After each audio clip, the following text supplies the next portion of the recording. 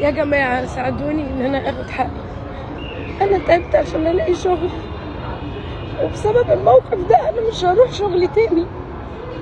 انا محتاجة مساعدة بجد. وقع تحرش الأتوبيس. البنت اللي اتحرش بيها الشاب اللي قدامكم ده في الأتوبيس، هو من وجهة نظره شافها لابسة لبس مش محتشم، فقرر ان هو يعاقبها، والعقاب كان ان هو يتحرش بيها.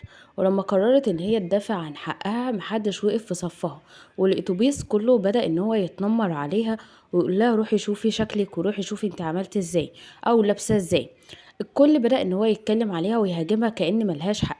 محدش فكر ان هو يسمعها ويعقل الكلام اذا كان فعلا هو عمل حاجة زي دي ولا لا، مع العلم ان هي صوراه وهو بيحط ايده عليها. في اكتر من فيديو طلع على الساحة وهي بتبدأ ان هي تجيب حقها، لما كان بيحط ايده عليها وهي بتقول له حوش ايدك من عليا.